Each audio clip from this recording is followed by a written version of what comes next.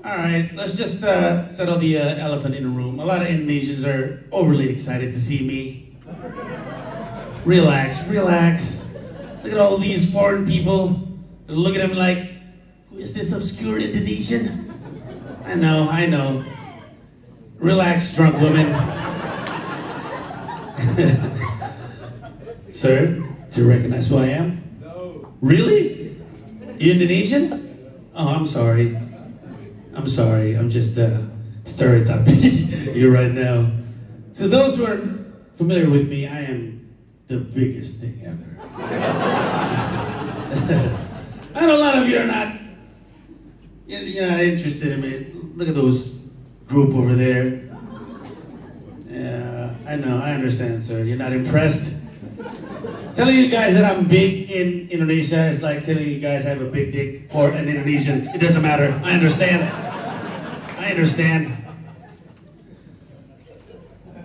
Sir, I'm the biggest comedian here in Indonesia. It doesn't matter. I moved to New York 3 years ago and tried to pursue a career in the United States. Evidently, I failed. This is why I'm back here in Jakarta, Indonesia. I haven't really made money, so I'm hustling. More, am I getting paid? Gokil. Malam ini di Balai Sarbini gue akan stand up untuk stand up special gue yang berjudul Kontras. Selamat datang di .id Weekly Vlog. Editor.id Weekly Vlog. Hari Sabtu masih kerja. Mewing. Anjay. Mana editan? Nyaman, 1, 2, 3. Cah.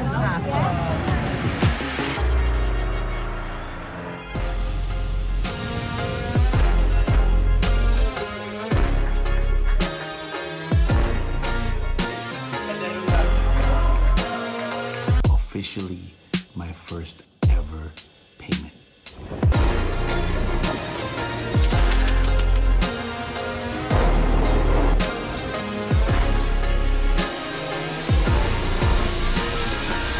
Thank you very much, everybody. Thank you. Give it up for your host. Kembali lagi di .id Weekly Vlog. Kembali lagi di trip terlama selama gue menjalankan 2 kehidupan, Indonesia dan New York. Gue kan praktis kan punya 2 kehidupan ya. Basically gue punya kehidupan gue di Indonesia sebagai seorang entrepreneur dengan Comika dan karir stand up comedian yang sudah cukup mantap di Indonesia, dan kehidupan gue di Amerika Serikat sebagai komika merintis. Kan gue ngejalanin 2 kehidupan ini dari tahun 2022. Udah 3 tahun gue masuk tahun keempat berkarir di Amerika Serikat, pindah ke Amerika Serikat, udah 3 tahun masuk tahun keempat. Udah 3 kali lebaran, 4 kali Halloween sebenarnya. Nah tapi, 3 kali Halloween, 3 kali lebaran, bentar lagi 4 kali lebaran. Ya benar, berarti 4 kali Halloween dan bentar lagi 4 kali lebaran nih. Di New York City. Dan selama gue bolak-balik itu, ini adalah trip terlama. Gue gak pernah terpisah dari istri dan anak-anak selama 6 minggu. Paling lama dan korbannya adalah anak-anak, tapi itu masalah gue sendiri, bukan untuk konsumsi Anda. Kita akan ngomongin selama seminggu ke belakang seperti apa. Hari Senin gue memulai dengan weekly meeting dengan para headnya Comika. Kemudian sorenya gue mampir ke, dan gue ada sejumlah meeting-meeting lain dengan para head secara terpisah one on one. Dan habis itu gue mampir ke podcast pemain cadangan. Nah, ini tuh sebenarnya sebuah podcast yang pengen gue samperin dari lama banget. Dari zaman mereka cuma ada audio, sampai sekarang mereka udah punya YouTube. Gue akhirnya kesampaian juga mampir ke situ. Ini adalah podcast basket yang dijalankan oleh 2 kawan lama saya, Augie Fantinus dan Ujo. Nah, mereka berdua bikin podcast ini ngomongin basket, dan akhirnya gue mampir untuk bercerita-cerita tentang basket. Dan ini menarik. Kayak waktu itu kan gue pernah cerita ya, waktu gue mampir ke podcast BKR, gue ngomongin sisi kepenyiaran gue, sisi gue menjadi penyiar Hard Rock FM yang nggak pernah diungkit di tempat lain, karena mereka adalah penyiar-penyiar MRA gitu ya. akhirnya cerita-cerita itu ketarik. Nah, kemarin gue mengeluarkan sisi-sisi basket gue tuh di podcast pemain cadangan. Ada banyak cerita-cerita yang Indonesia tidak tahu tentang karir perbasketan gue. Menarik sekali.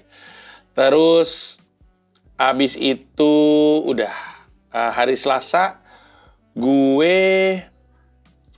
isi hari gue dengan meeting, tapi highlights-nya adalah bikin konten dengan Raditya Dika di Warung Taburai, punyanya Pras Teguh. Jadi Pras Teguh kan punya rumah makan baru ya. Yang tadinya gue pikir rumah makan Padang, ternyata bukan rumah makan Padang, rumah makan menu masakan ibunya Pras Teguh, Warung Taburai itu. Nah terus kan banyak dia ngomongin sama anak-anak stand up terutama. Gue sama Radit penasaran, gue bilang sama Radit, gue pengen ngobrol sama lu, gue gak pernah bener-bener ngobrol aja gitu, pengen ngobrol soal hidup gitu. Terus Radit bilang, terus gue bilang, tapi pengennya sambil makan. Terus dia bilang, ke tempatnya Pras yuk, iya hayu gitu. Nah kemarin mampir ke situ, makan, enak by the way. Terus gue ngobrol, dan lucu banget, akhirnya jadi ngobrol-ngobrol bapak-bapak. Ngomongin soal kematian, ngomongin soal kesehatan. Karena Radit 40 kan, gue 45, gue bentar lagi 46, jadi pembicaranya kocak sekali. Dan ngomongin sedikit soal perhantuan. Di awal terutama, nanti lu tonton aja. Abis itu balik ke markas. Nah ini menyenangkan sekali. Comika itu ini kan punya habit untuk mengajak talent-talentnya bikin spesial. Kenapa gue sebut mengajak? Karena kalau mau dipaksa nggak bisa juga sebenarnya. Selalu dianjurkan, bahkan lebih dari anjurkan apa ya? Encourage tuh bahasa Indonesianya apa kira-kira? Didorong untuk bikin karya. Karena kan janjinya kan komika hidup dari karya. Coba dikasih tulisan Dit, komika hidup dari karya. Janjinya kan komika hidup dari karya. Berarti kan komika-komika yang di dalam naungan kami didukung, dianjurkan, disemangati untuk bikin karya. Karena kalau nggak bisa hidup dari karya. Bisa hidup dari job sih, tapi kan bisa bukan hidup dari job. Ganti Dit, ting, komika hidup dari job. Nah, karena konsekuensi itu, maka salah satu yang juga mesti kami punya kan adalah fasilitas untuk open mic. Kami kan punya comedy club. Tapi lebih dari itu, kami itu sebenarnya rutin bikin kombut atau comedy buddy. Untuk yang nggak tahu, comedy buddy itu adalah teman untuk tektokan dan brainstorming terkait sebuah joke.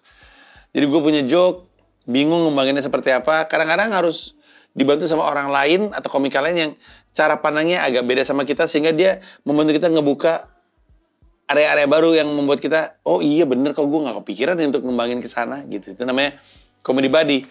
Nah, comedy buddy tadinya rutin tuh.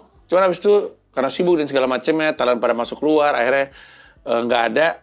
Sekarang dikembalikan lagi. Dan sangat menyenangkan selalu untuk kumpul sama anak-anak talent. Lengkap semuanya, berenam. Gue, Beler, Abdur, Bari, Dwik, sama Alma. Kami tektokan soal ide, Alma ngasih beat, Bari ngasih beat, Dwik ngasih beat, gue ngasih beat, dan ketawa-ketawa mulu. Habis itu ditutup dengan ngobrol-ngobrol hangat, ngobrol-ngobrol yang mendalam antara kami. Karena gue juga jarang kan ada di sini untuk bisa ngumpul sama mereka, jadi ada curhat-curhatnya juga. Terus setelah itu kami sepakatan, kita makan yuk, kita makan, cari tempat di mana kita bisa ngobrol bareng, makan bareng dan segala macam. Sangat-sangat menyenangkan, happy sekali gue. Nah, kelar dari situ, gue pulang, bener, nggak ada apa-apa lagi. Hari Rabu gue mengisi hari dengan skakmat. Gue ngerjain 3 skakmat. Yang pertama dengan Ganjar Laksmana, beliau adalah dosen UI untuk hukum pidana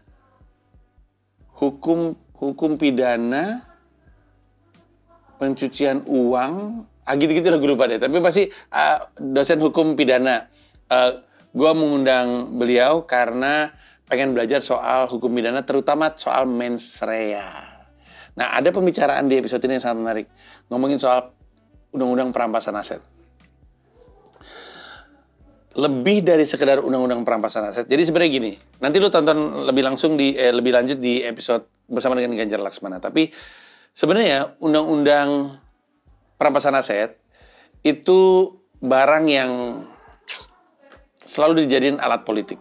Ya, ini gue mau ngasih frame-nya aja. Waktu itu salah satu yang ikut memformulasikan, menggagas dan merumuskan undang-undang perampasan aset adalah si Bang Ganjar Laksmana dengan kawan-kawan. Tiba-tiba ada yang minta, nggak usah kita sebut ya, pokoknya ada pihak politik yang minta karena pengen diajukan. Ketika diminta, ada dijadikan untuk untuk kampanye. Kalau gue kepilih, gue akan dorong ini gitu. Tapi dari tahun ke tahun, dari kampanye ke kampanye cuma jadi alat untuk kampanye doang, tapi nggak benar-benar dijalanin. Nah, di dalam episode dengan Ganjar Laksmana dibahas bahwa sebenarnya perampasan aset itu secara prinsip tuh udah ada di beberapa di beberapa undang-undang atau mungkin aturan. Tapi ini lagi ngomongin yang spesifik. Itu pun sebenarnya menurut Ganjar Laksmana, orang yang nyusun dia pun mengakui sebenarnya masih agak kurang nilai tambah. Ya, apa yang ditaruh di undang-undang perampasan aset itu tuh biasa aja. Dia mau mengusulkan sesuatu yang sangat menarik, yaitu perampasan aset tanpa pelanggaran hukum, tapi dilakukan atas dasar aset lu nggak match sama gaji lu. Gokil nggak? Gue agak susah untuk menjelaskannya, tapi intinya yang dia usulkan dan belum ada nih di undang-undang perampasan aset. Nanti ketika jadi barang, karena sekarang nggak masuk prolegnas kan, ketika dalam diskusi pengennya itu dimasukin tuh, dimuat di situ. Pengennya undang-undang perampasan aset itu memuat pasal di mana walaupun seseorang nggak punya pelanggaran hukum, asetnya bisa dirampas kalau nggak match gaji dia dengan kekayaan yang dia laporkan. Gokil ini. Nanti lu tonton deh yang sama Ganjar Laksmana, menarik sekali. Abis itu gue bikin skakmat dengan Ferry Irwandi. Ini juga sangat-sangat menarik karena gue jadi belajar banyak soal Indonesia dan permasalahannya dari Ferry Irwandi. Abis itu setelah Ganjar Laksmana, setelah Ferry Irwandi adalah skakmat Ahok. Nah, gue nggak sabar membuat lu nonton episode Ahok. Karena kejutan episode Ahok bukan cuma dari apa yang beliau ucapkan, tapi dari permainannya. Beneran deh. Tonton. Ketawa mulu. Gokil. Nanti deh lu lihat deh. Udah gitu, hari Rabu malam ini kalau nggak salah gue open mic. Bener nggak ya?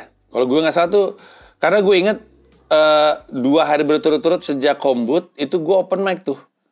Coba gue cek di sini. Selasa Kombut, Rabu bener. Rabu gue numpang open mic di open mic-nya HH Corp di Comika Comedy Club. Jadi HH Corp itu pada baru balik outing dari Jepang. Terus gue lupa siapa yang ngasih tahu sama gue. Tapi intinya adalah si HH Corp tuh pengen balik lagi ke root-nya untuk stand up. Ke roots-nya untuk stand up. Jadi mereka bikin open mic. Yang naik tuh Ernest, Soleh, Ardit, Boah, ada Bene tapi Bene nggak naik. Kayaknya itu aja deh. Iya. Tapi sebelum mereka, gue naik duluan. Gue izin, karena gue nggak mau ganggu momentum urutan manajemen mereka kan. Jadi gue nyelip duluan. Izinnya gue pengen ngetes joke untuk open mic. Nah, jadi gue open mic. Dan abis itu gue masih ada meeting kayaknya di atas. Karena pas gue turun, Soleh. Dan Soleh panjang banget, jadi gue bilang sama Ernest, nih nggak gue tungguin sampai Soleh selesai, gak apa-apa ya, soalnya kalau open mic lama soalnya. Akhirnya gue balik deh. Nah itu yang terjadi di hari Rabu. Di hari Kamis, gue mampir ke Taulani TV. Gokil. Karena Taulani TV punya program baru. Nggak tahu udah tayang atau belum, kayaknya belum. Ada program baru namanya Sekolah Stand Up Comedy. Ceritanya, Andre Taulani belajar stand up dengan menghadirkan orang untuk ngajar teori stand up. Tapi itu segitu ada komika-komika yang stand up juga. Kebayang nggak? Jadi episode kemarin itu gue yang diundang. Ini episode perdana. Lalu Andre Taulani, si peci merah stand up, kelar dia stand up. Terus gue kayak nge-review, baiknya begini, ini namanya teknik ini dan segala macam. Udah selesai, habis itu kita panggil 2 komika untuk stand up, ya anak-anak baru untuk stand up. Habis itu mereka gue nilai. Nah dari penilaian gue terhadap mereka, si Andre juga belajar gitu. Nah itu menarik sekali. Dari situ gue sebenarnya harusnya mampir ke sebuah podcast. Ada podcast nih, gue sebut aja namanya Majelis Perpodcastan Rakyat. Udah janjian tuh ke situ tuh. Hostnya ada 2, salah satunya Rispo. Pas sampai sana nunggu lama banget. Rispo dihubungin nggak ngangkat-ngangkat. Ternyata Rispo ganti nomor. Pas akhirnya bisa nyambung, orangnya lupa. Lupa dia. Gue udah nyampe situ, dianya lupa ada taping. Ya pulang lah gue. Kebetulan lokasi tapingnya itu si Majelis Perpodcastan Rakyat itu nggak jauh dari rumah gue, rumah nyokap gue. Akhirnya gue memutuskan untuk mampir dulu ketemu sama ibu di rumah ibu. Habis itu gue ngelanjut ke kerjaan selanjutnya, yaitu mampir ke kanal YouTube PKB yang tapingnya di rumah Caimin. Ya Allah lucu banget, gak kebayang gue mampir ke rumah Caimin dah. Mampir gue mampir ke rumah Caimin untuk bikin podcast. Jadi menarik sekali, podcastnya tuh dikelola sama anak-anak muda, salah satunya Komika, yang lu sama gue juga kenal. Terus udah gitu, gue diwawancara dan udah tayang di podcastnya atau di YouTube-nya PKB, dan menarik sekali. Gue baru tahu kalau ternyata yang wawancara gue itu ketua senat apa ya, Unpad kalau nggak salah, anak kampus Unpad, pokoknya kampus Bandung. Karena pertanyaannya bagus, bahkan diksinya tuh menandakan bahwa dia suka baca. Makanya gue bilang sepanjang wawancara, Anda suka baca buku ya? Istilah Anda tidak istilah TikToker banget. Istilahnya istilah orang baca buku. Udah dari situ gue balik lagi ke markas karena gue open mic Comedy Gym. Jadi kan Selasa kan kombut tuh, karena pencok baru tuh. Rabu gue tes, Kamis gue tes. Karena buat apa kombut kalau nggak pernah dilatih kan. Nah di situ gue naik terakhir kalau gue nggak salah. Ya nggak ya? Ya kayaknya gue naik terakhir. Habis itu selesai istirahat. Hari Jumat gue mulai dengan meeting alignment untuk persiapan Mens Rea. By the way, Mens Rea per video ini, Mens Rea Medan tuh kalau nggak salah sisa 40 tiket gitu, apa 30 tiket. Dan abis itu nggak akan nambah lagi nih. Jadi Medan buru-buru aja kalau mau nonton Mens Rea. Di mensrea.id beli tiketnya. Yang masih rada lega tuh Makassar sama Palembang. Itu mah santai. Kayaknya orang-orang mesti gue gapai lewat tiket box deh. Jadi gue lagi nyari cafe untuk jadi tiket boxnya. Terus Jakarta masih ada Sapphire, silakan disikat 1,4 harga tiketnya di mensrea.id juga. Oke. Lanjut, abis itu, nah ini menarik sekali. Ini hari Jumat. Jadi hari Kamis kalau gue nggak salah, itu gue di WhatsApp sama Mo Sidik. Ditanya, lo lagi di Jakarta apa di New York? Gue bilang gue lagi di Jakarta. Terus, mau stand up bahasa Inggris nggak? Besok Valentine's Day kata dia, tanggal 14. Di mana kata gue? Di The American Club. Nah untuk yang belum tahu, The American Club ini semacam fasilitasnya Kedubes Amerika Serikat, di mana warga-warga Amerika tuh kayak punya social club, ada kolam renang, ada taman bermainnya, ada lapangan basketnya, ada lapangan tenisnya di mana mereka bisa pakai, termasuk ada teater. Nah, Mo Sidik bersama dengan Iman Sadler, duonya Mad About Comedy, bener gak sih? Iya bener. Iya, Mad About Comedy. Itu mereka biasa mempromotori acara-acara stand up comedy berbahasa Inggris dari komika-komika internasional. Nah, hari itu ternyata ada couple, pasangan komika dari Singapura. Rishi dan Syahrul. Rishi lakinya, Syahrul perempuannya. Dan butuh komika untuk ngebuka. Mau ngajak gue. Kata gue, wah, lumayan ini dalam stand up bahasa Inggris di Indonesia pula. Jadi gue iyain. Sampailah gue nih ke The American Club. Kenalan sama Rishi, kenalan sama Syahrul. Dan satu lagi komika dari Malaysia. Namanya Sandip. Dan acaranya dimulai, dibagi 2 bagian. Sandip, terus Syahrul, break, Panji, terus Rishi. Mo Sidik cuma mengorganize, hostnya adalah si Iman. Acara, kalau gue nggak salah sold out 250, 280 gue lupa, tapi hampir 300 lah, 200-an ke atas. Acaranya penuh, walaupun terlambat. Gue dikasih taunya acaranya mulainya 6:30 apa 6:30 kalau gue nggak salah. Gue lupa. Pokoknya terlambatnya 2 jam deh. Apa sejam gitu, gue lupa deh. Acaranya 7:30, naik, mulainya oh ya, gue dikasih tahu sama Musidik, acara dimulai 7:30. Tapi acaranya mulai 9:45. Stand up-nya memang di American Club, tapi Indonesian Time. Dan yang terlambat bukan cuma acaranya, penontonnya juga terlambat. Ternyata bule-bule kalau misalkan lagi Indonesia, budayanya luntur, budaya on time-nya luntur, jadi budaya Indonesia, kocak. Nah jadi, acaranya mulainya terlambat, dimulailah opening dari si Iman. Iman opening, kemudian masuk ke Sandip. Sandip pecah. Masuklah si Sarul, yang perempuan. Pecah berarakan gila. Gila nih perempuan. Yang namanya Sarul ini. Dia bukan cuma beatnya bagus, crowd worknya oke, gila. Jago banget, respect. Gue ngeliat gila, fucking monster kata gue. Gila.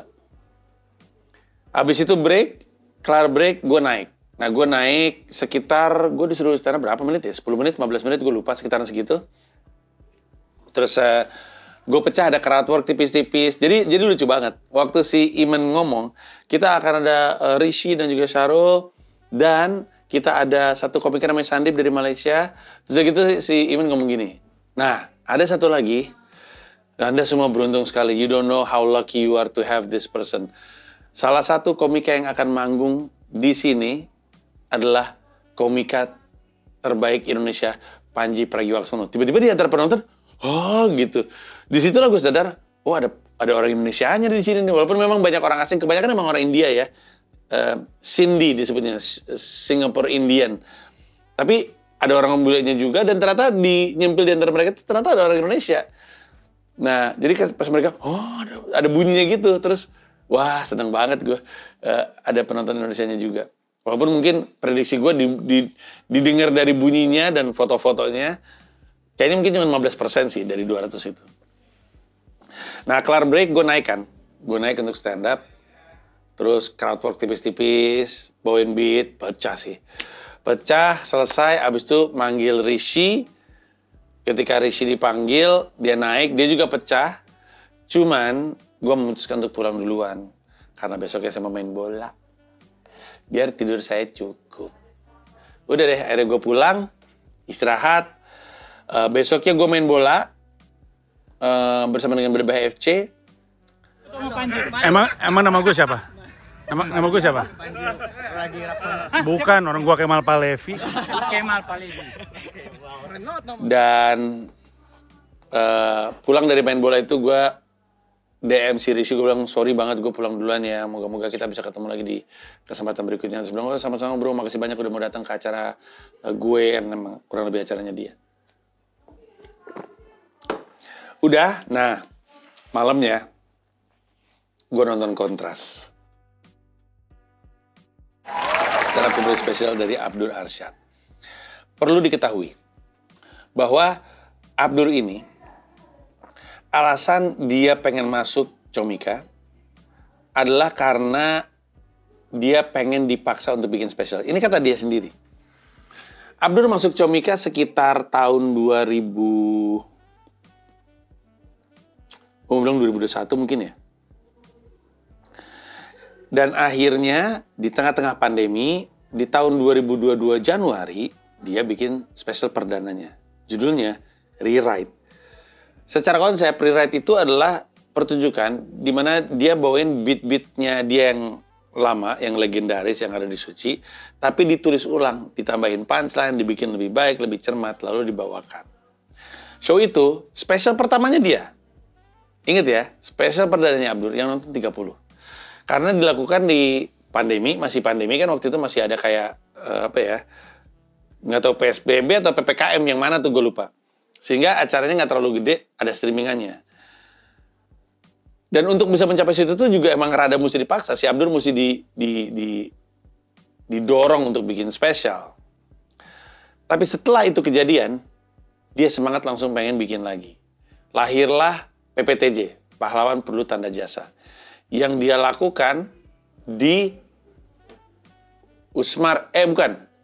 di Teater Besar Jakarta, PPTJ. Di akhir PPTJ, dia ngumumin apa aja spesial yang dia mau jalankan berikutnya. Udah kayak Marvel Cinematic Universe. Ini bulan tahun ini, yang ini tahun ini, yang ini tahun ini gitu. Orang langsung kagum. Tadinya orang mungkin berpikir ini rencana doang. Tapi ternyata ada realisasinya. Karena persis seperti yang diumumkan, setelah Pahlawan Perlu Tanda Jasa, tahun berikutnya, di tahun 2023, gue lupa tahunnya deh. Pokoknya spesial berikutnya itu adalah Black Camping, yang berubah nama, yang tadinya namanya adalah Black Campaign, tapi karena jalan di masa Pilpres, tidak ideal kan.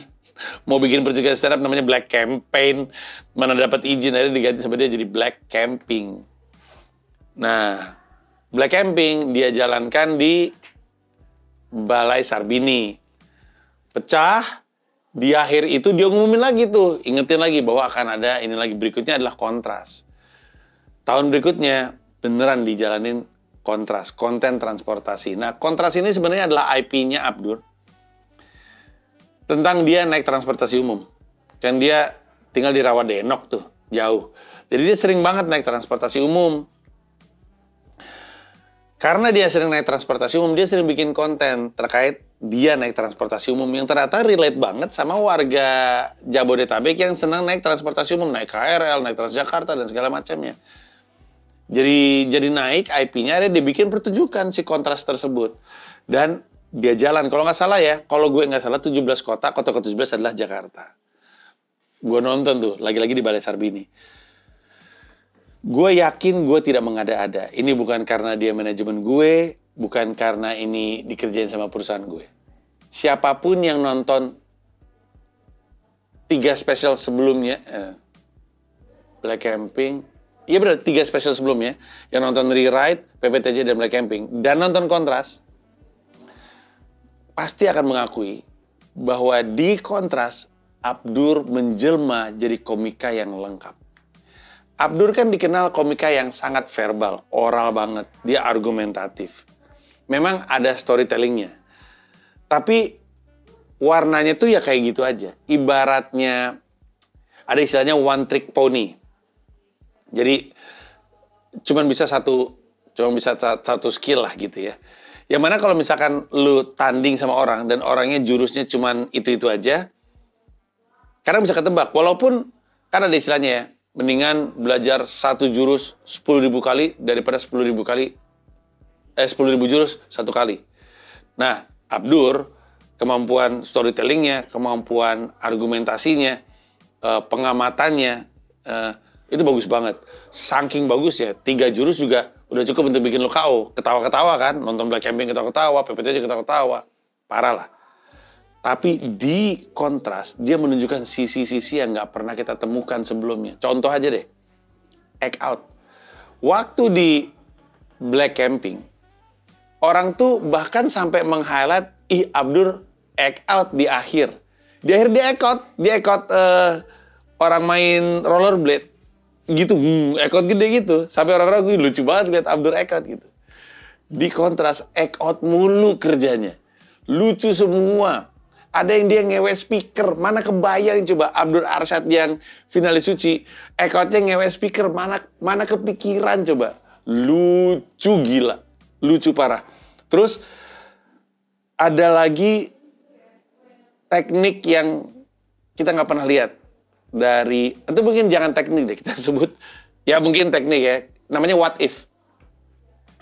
What if itu biasanya ya, ini adalah warnanya komika-komika stand up Indo Bekasi. Awe itu paling jago what if. Paling jago what if. Joke what if itu, lu masuk ke sebuah premis, abis itu lu ngomong, bayangin, itu kan parah banget kalau misalnya, abis itu dia ngayal tuh. Nah, beat what if-nya Abdur itu banyak banget. Dari anak, dia ada bitol banget soal orang zaman dulu ngebayangin manusia bawahnya kuda kan.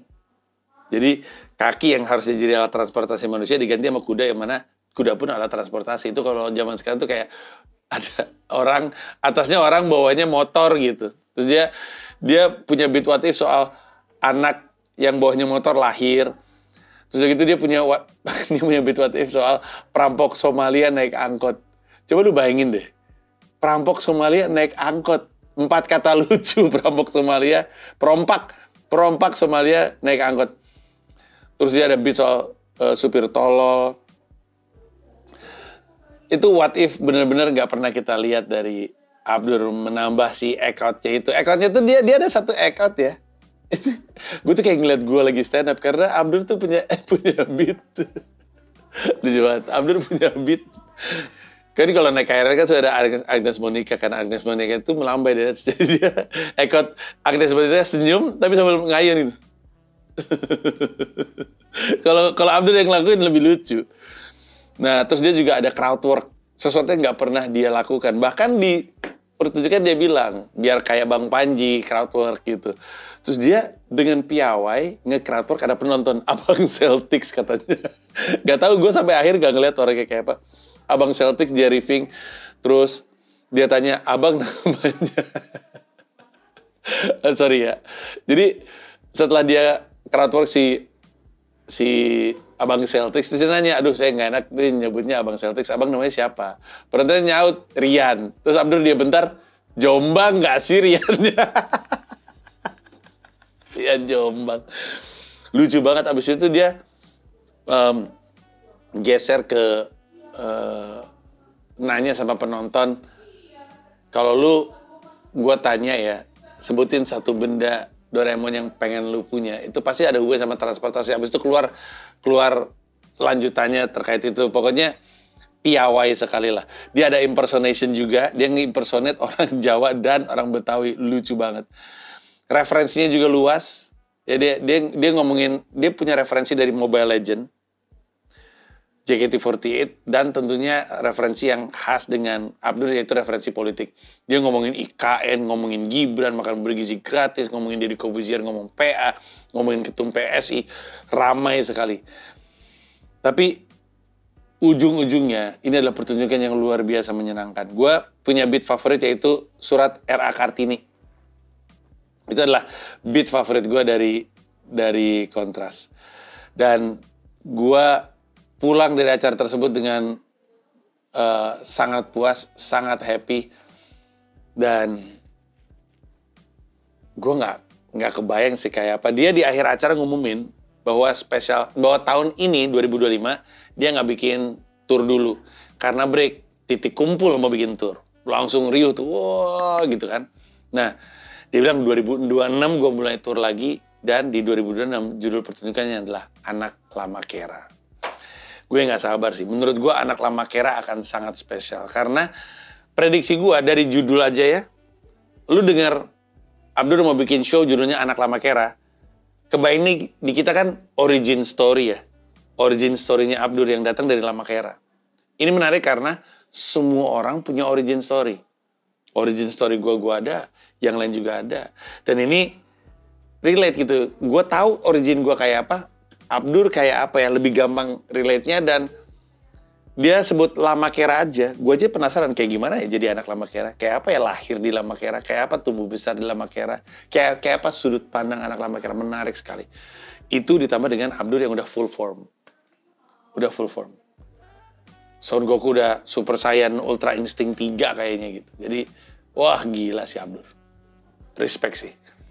Kita lihat aja seperti apa. Hari Minggu gue beristirahat, tidak ngapa-ngapain. Itulah yang terjadi di minggu ini. Di minggu depan, di episode minggu depan, gue punya pengumuman yang cukup besar yang akan gue sampaikan kepada penonton Dota di Weekly Vlog dan seluruh Indonesia. Tapi untuk sekarang, kita udahan dulu. Kita ketemu di episode berikutnya. Thank you. Bye-bye.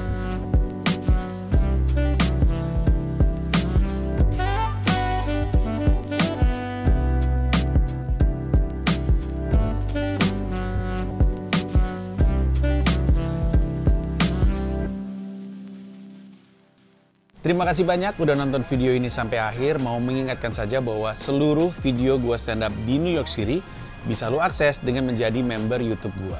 Ada 3 level, ada yang Rp30.000, Rp125.000, ada yang Rp1,5 juta, masing-masing punya manfaat sendiri-sendiri, tapi yang pasti dari yang Rp30.000 lu udah bisa akses semua video stand up gue di New York City tanpa disensor, tanpa dipotong, termasuk video-video yang sebelumnya. Terima kasih sekali lagi.